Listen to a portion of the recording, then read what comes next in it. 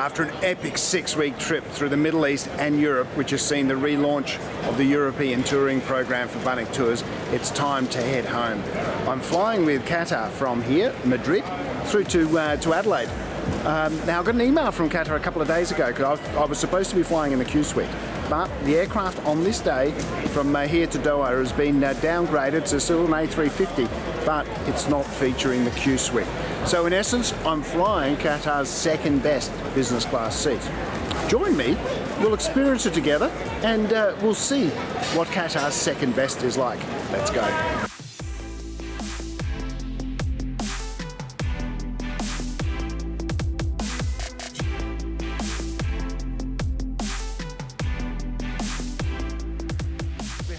But before I experience the wonderful Qatar service, I need to face my nemesis, and that is Madrid Airport. It is stunningly beautiful. It is one of the more beautiful airports in the world. There's beautiful curved roofs, but my experiences here previously have proven to be very, very frustrating.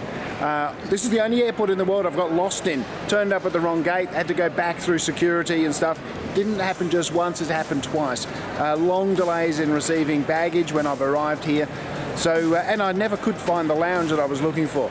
So let's hope that this time it's going to be a smoother experience. But in the meantime, have a look at the beauty of this terminal. These curves, it's designed like a set of waves. It is beautiful. I just wish it was a little bit more logical. Here's something I haven't seen before. Beggars at the airport. That lady walking away there, approaching that man behind me, has just come and asked me for money. And she's the second person that has asked me for money. So look out for pickpockets, look out for beggars at the airport here. I'm a big supporter of helping people in need. What I don't like is professional gangs that are preying on people and are professional beggars. For these women, it's their job. They come here and they'll come here every day preying on people. Preying on people's good nature and taking advantage of them. I don't think there's any place for it anywhere, let alone at an airport. I think security should be stamping that sort of stuff out here.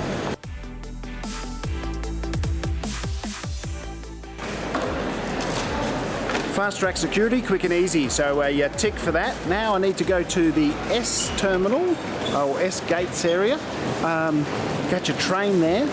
Apparently departure gate S30, and all being well there should be a lounge next to S4, so we'll see how we go. 22 minutes to get there on a train apparently.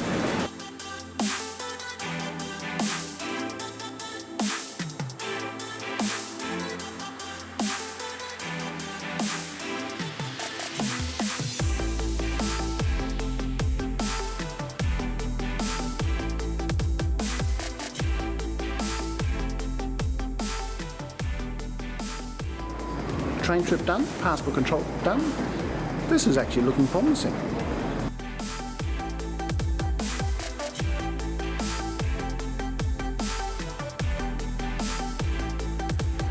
So I've walked all the way to S4, and what do I find here? No lounge whatsoever, no signage for a lounge either. All I found is a Avianca flight boarding for Bogota. Well, I don't want to go there, but this is typical Madrid Airport. The lovely lady at the check-in counter at business class said, yep, go to S4, adjacent S4 is where the lounge is. Now, obviously the staff here are not even informed. Now, it's first world problems, I know, but at the start of a 20-hour plus trip to Australia, the last thing you want to be doing is walking to the far ends of the terminal when you don't need to, especially for older passengers and those who are not used to airport life. It's confusing, and it can be so easily fixed by a bit of staff training, a bit of logic, and a bit of signage. So Madrid Airport, please get yourself sorted out. I eventually did find the lounge, all the way back in the duty-free area, where it was tucked away to one side.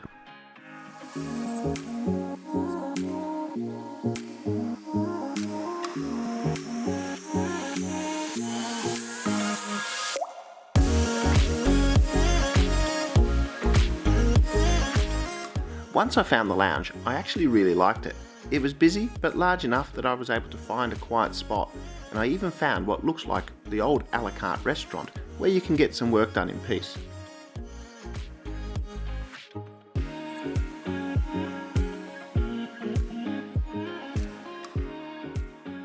Food and beverage wise, the lounge is excellent with lots of fresh food choices and a full bar.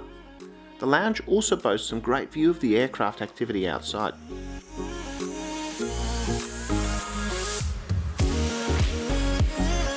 It's time to fly. Let's head to the gate and go home.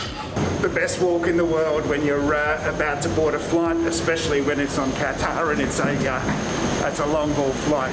Looking forward to this one. Hello, how are you? Thank you.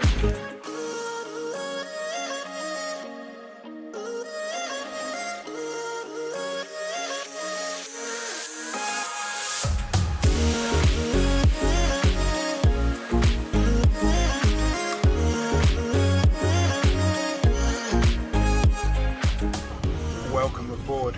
The Spanish regulations means they can't open the champagne until after we've taken off, so it's the signature drink, lemon mint, which is actually just as nice. So cheers, here's to a great flight.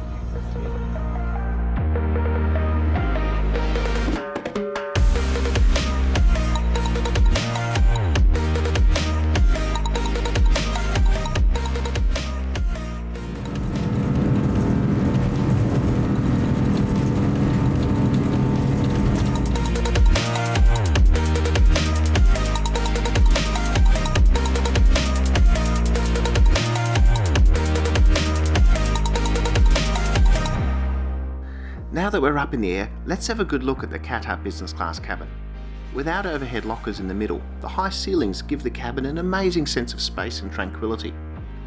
The seats are laid out in a 1-2-1 configuration so that all passengers have direct aisle access. The cabin is split where the doors are by a sort of communal area where on some flights I've seen drinks and snacks set up. Again, this area adds to the overall sense of space.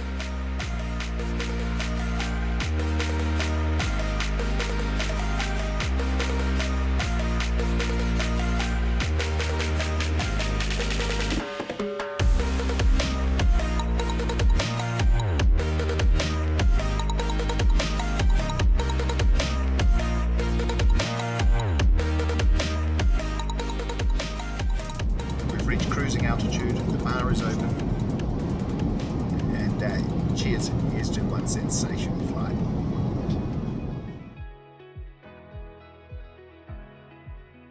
It felt weirdly good to be working on my Ryanair flight review whilst drinking champagne in Qatar business class. If you haven't seen my Ryanair review and how I discovered their unique dining on demand service, definitely check it out. I've posted the link in the description below. So, just how good is Qatar's second best business class seat? Well, very, very good to be honest. Despite the lack of your own private suite with a closing door, these seats give you heaps of room and a good sense of privacy as they are angled away from other passengers. The seats themselves are very comfortable, fully adjustable, and come with all the mod cons as you'd expect.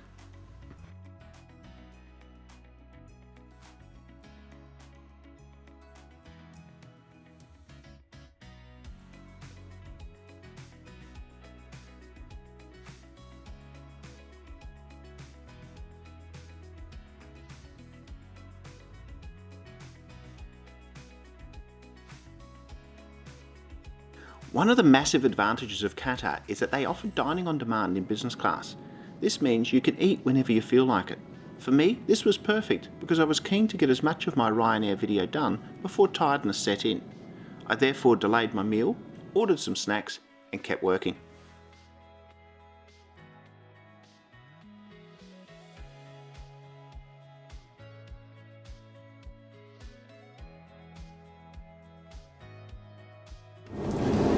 So let's do another business class bathroom tour.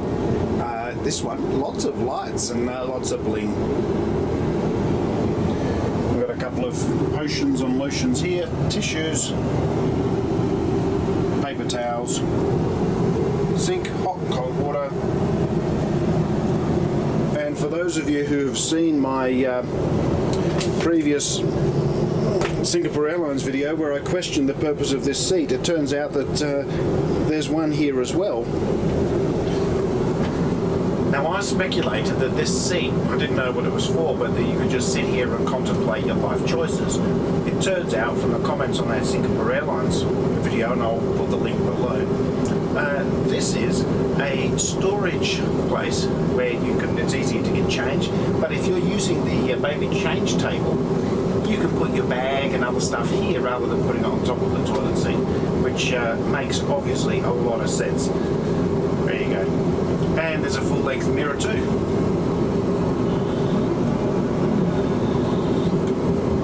And that concludes the bathroom tour. Whilst we're talking bodily functions and comfort, let's also have a look at the business class amenities provided on this flight.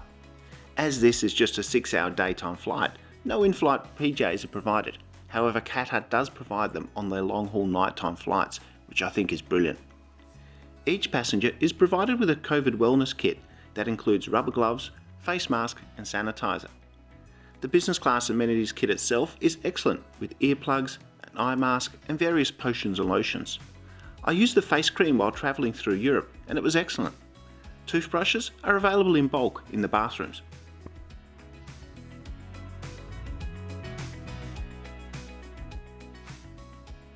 Eventually hunger set in and I ordered my dinner.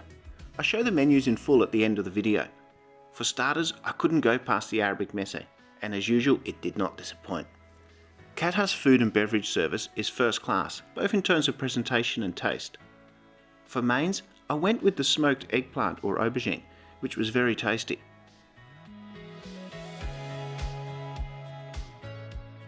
None of the dessert options appealed to me, so instead, I went with the cheese platter, which was very good. My wonderful flight attendant James suggested I accompany this with a glass of port, an excellent suggestion, and it was a perfect end to a fantastic meal.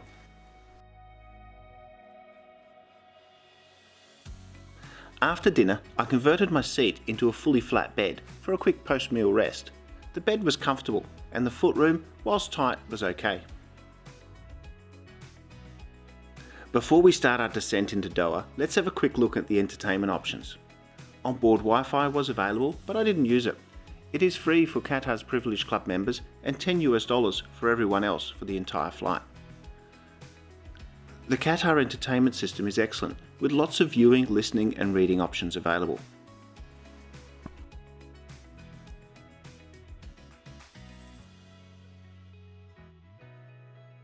Soon though, the lights of Doha were spread out below us and our flight was almost over. However, the A350's cameras provided one last treat with an incredible view of our landing.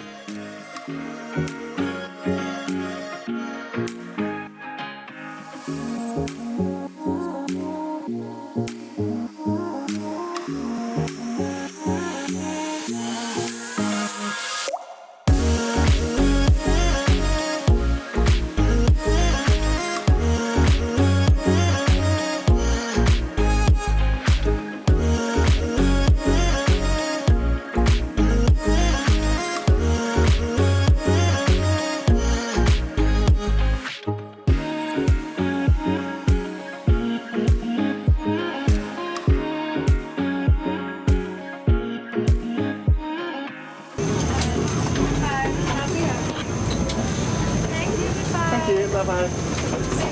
That was a really good flight. Enjoyed that. And I've made it to the famous yellow teddy bear here at Doha Airport. I can't hang around though. I've got a connection time of just under an hour. And then it's on to Adelaide and home sweet home. So I don't even have time for a coffee in the lounge or a shower, which I actually do need. If you enjoyed this video, please give it a thumbs up, leave a comment and let me know what you thought of Qatar's second best business class and whether you would fly it or what your experience has been with Qatar. Also, while you're there, please do check out my channel, and if you haven't subscribed yet, please do consider subscribing. It means a lot, and there's a lot of flight reviews on there already and a lot more on the way. Look, in the meantime, as always, happy travels.